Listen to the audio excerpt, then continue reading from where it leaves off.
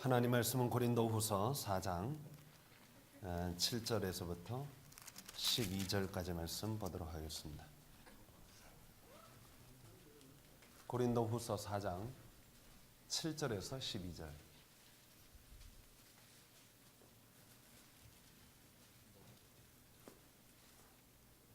우리가 이 보배를 질그릇에 가졌으니 이는 심히 큰 능력은 하나님께 있고 우리에게 있지 아니함을 알게 하려 함이라.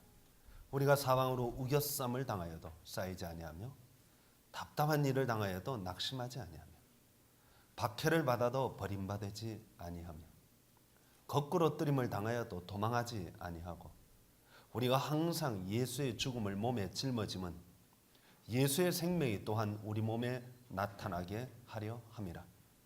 우리 살아있는 자가 항상 예수를 위하여 죽음에 넘겨짐은 예수의 생명이 또한 우리 죽을 육체에 나타나게 하려 함이라. 그런즉 사망은 우리 안에서 역사하고 생명은 너희 안에서 역사하느니라.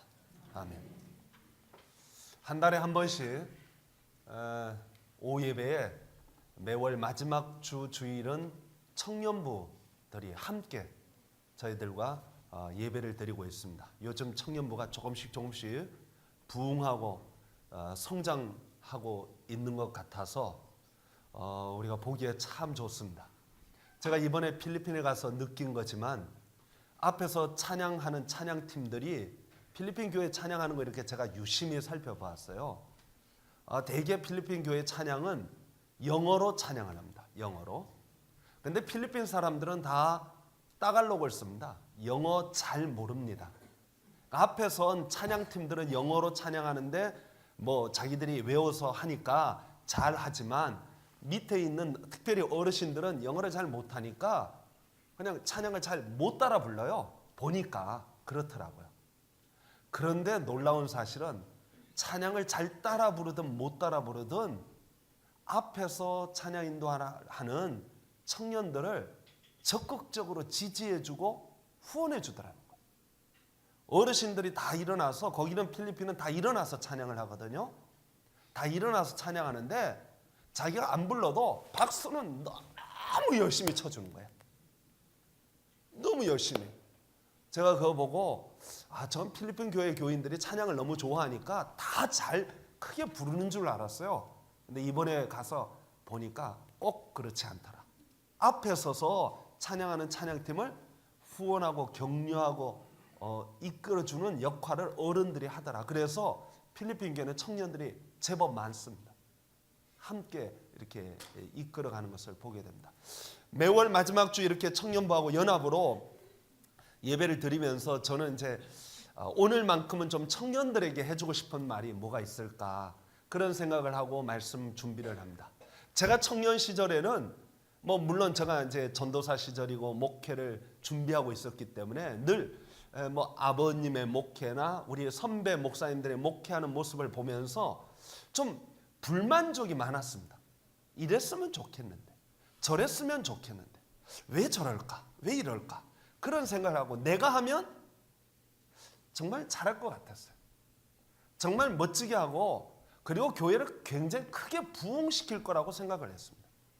그리고 노트에다가 내가 목사가 되면, 내가 담임 목사가 되면 이렇게 하리라 저렇게 하리라 노트에 필기를 하면서 한국교회의 개선점, 한국교회를 새롭게 하고 변화시켜야 할 요소들, 이런 것들이 변화되면 틀림없이 교회는 부흥할 거다라고 생각하고 나름대로 많이 적고 고민도 많이 하고 생각도 많이 했습니다.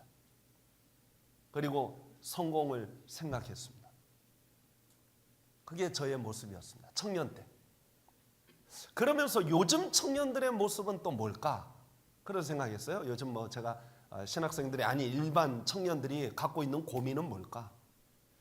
제가 잘 모르니까 뉴스나 접할 수 있는 언론 매체를 통해서 살펴보니까 요즘 청년들은 희망이 없대요. 앞이 너무 불투명하대요. 예전엔 대학 졸업하면 직장에 취직하는 일은 그렇게 어렵지는 않았습니다.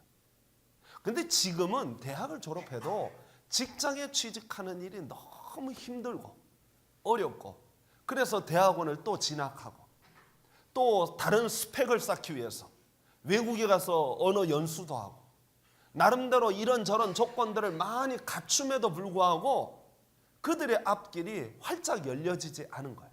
그러니까 제가 젊었을 때 막 성공을 꿈꾸고 이렇게 하면 좋을 거다 저렇게 하면 좋을 거다 하는 그런 것을 꿈꾸던 저의 청년 시절의 모습과는 조금 다른 청년들의 모습을 보게 된다는 것입니다. 그러면서 이런 젊은이들에게 줄 하나님의 말씀은 무엇일까 하고 생각해 봤습니다. 그것이 오늘 제가 이 성경 본문을 택한 이유이기도 합니다. 여러분, 우리 신앙생활의 비밀이 하나 있습니다. 신앙생활의 비밀. 그것은 신앙생활을 오래 하고 열심히 하면 불교식으로 말하면 득도한다 그럴까요? 또 혹은 부처가 된다고 해야 될까요? 도교식으로 말하면 도인이 되고, 유교식으로 말하면 군자가 되는 거죠. 기독교식으로 구태여 말을 하자면 성인이 되는 거라고 말할 수 있어요. 죄와는 멀리하고, 신앙생활을 오래 하면 오래 할수록 거룩해지고, 정말 훌륭해지고, 말이나 행실이나 인격이 커지고 도량이 넓어지고 막 리더십도 있고 막 큰 사람이 되어지느냐 하는 것입니다. 신앙생활을 오래 하면 정말 천사같이 되었죠. 모든 면에서 깨끗하고 거룩해지고 훌륭해지느냐? 제가 성경을 연구하고 제가 또 신앙생활을 하면서 느끼는 바는 그렇지 않다는 것입니다. 오늘 성경에서 말하고자 하는 것은 보화가 어디에 있다 그랬어요? 질그릇 속에 있다 그랬어요. 질그릇 자체가 변화된 것이 아닙니다. 질그릇인데 거기 뭐가 있냐? 보물이 거기 담겨져 있다는 거예요. 그 신앙생활의 비밀이 뭐냐? 우리 인간은 질그릇 같은 존재예요. 질그릇 같은 존재인데 우리 안에 보물이 있는 거예요. 보물이. 예수 그리스도라는 보물이 있고 하나님 나라의 복음이라는 보물이 있는 거예요. 우리는 어떻게 해서든 10년 믿건 20년 믿었건 우리는 질그릇의 속성을 그대로 가지고 있더라는 거예요. 인간의 연약함과 부족함을 그대로 나타내고 있더라는 거예요. 성품이 바뀌어지기는 조금 바뀌어질 수는 있을지 몰라도 그 기본적으로 타고난 성품들이 그렇게 완전히 변화되지 않더라는 거예요.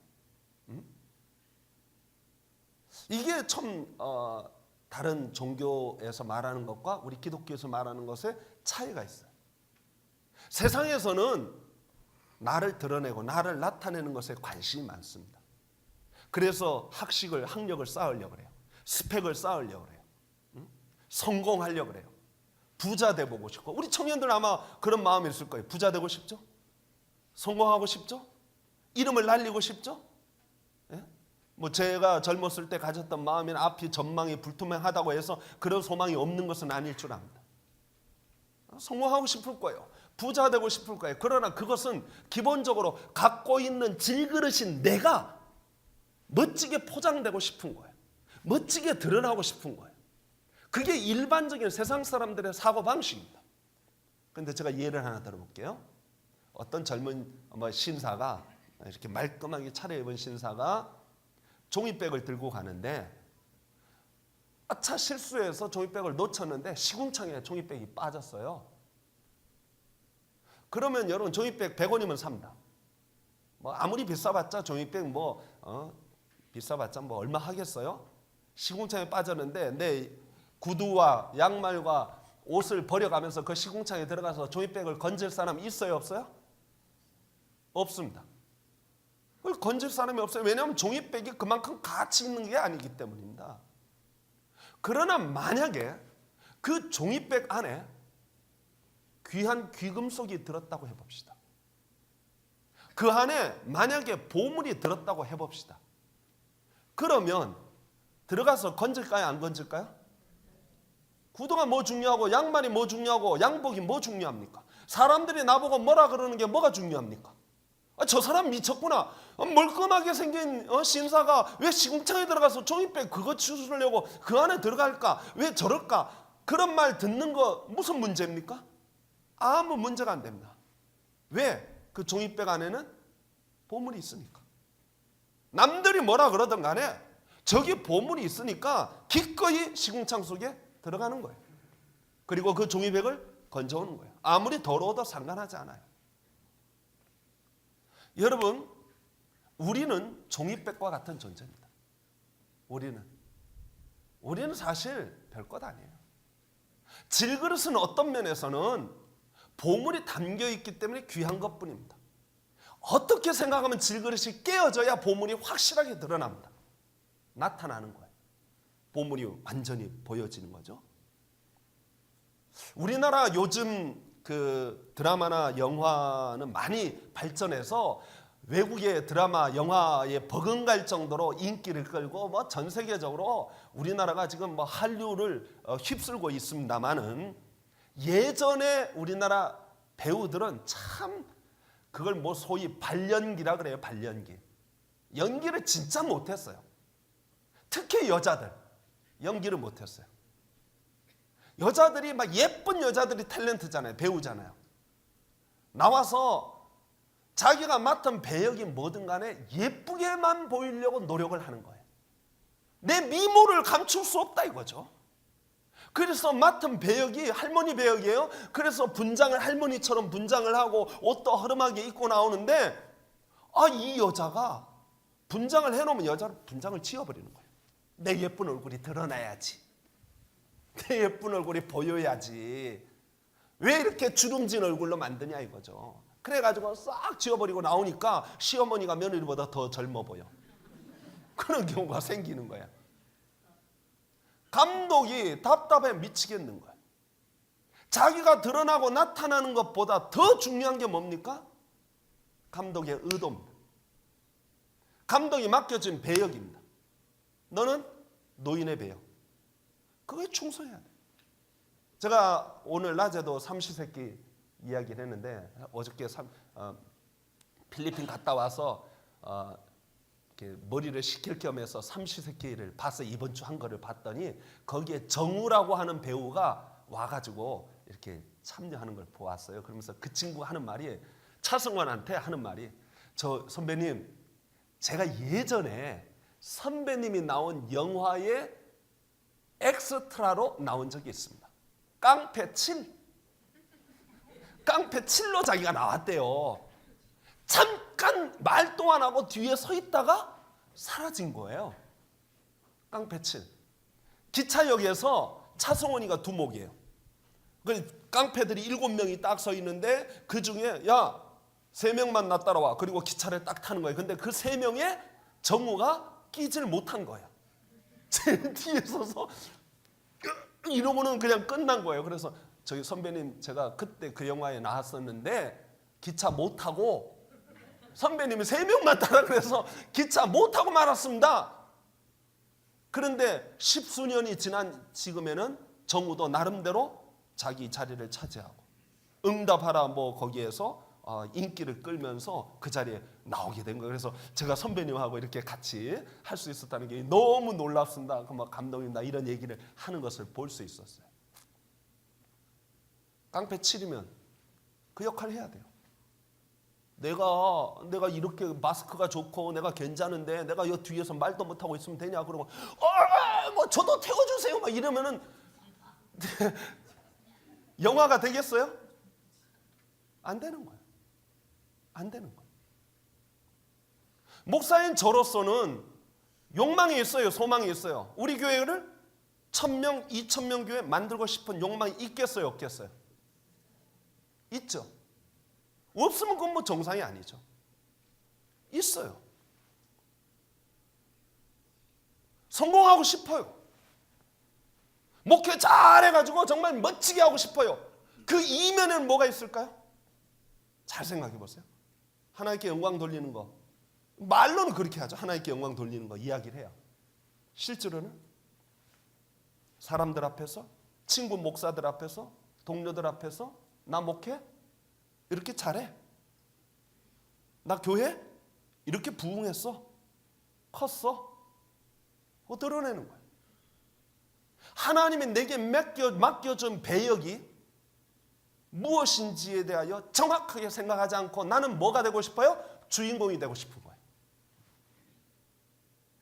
나는 왜 내가 엑스트라냐 이거예요. 내가 왜 할머니로 역으로 나오느냐 이거죠.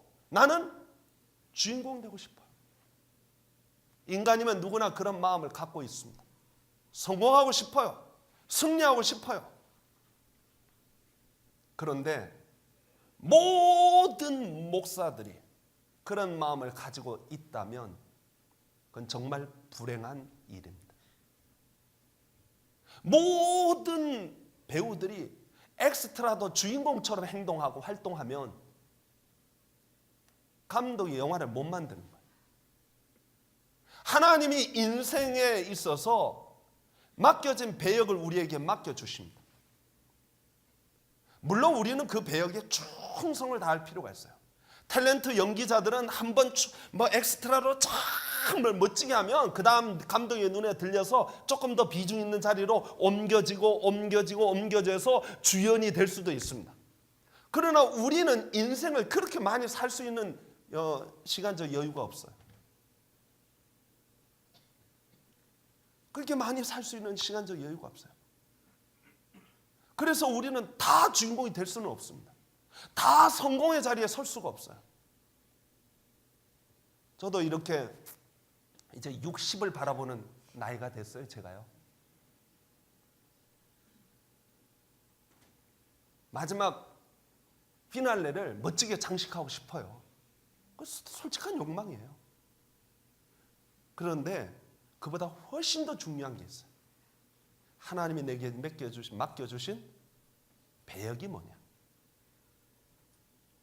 설령 영화를 하다가 중간에 죽고 사라지는 존재가 될 수도 있어요. 기차 넌 타지 마. 그리고 자기 몇 명만 딱 태우는데 자기는 기차도 못 타고 말도 못 하고 빠지는 배역일 수 있어요. 우리 인간적인 눈으로 보면 비중 있는 배역과 비중 없는 배역이 있고 훌륭한 사람 역할을 하는 주인공 역할이 있고 엑스트라가 있지만 하나님이 보실 때는 그렇지 않습니다. 큰 일을 한 사람만 높게 쳐주는 것이 아닙니다. 적은 일에 충성하였지만 적은 일에 최선을 다한 엑스트라 배우를 세상에서는 인정하지 않고 가치를 존중히 여기지 않지만 하나님은 그 작은 배역을 맡고 인생을 살아간 성도들,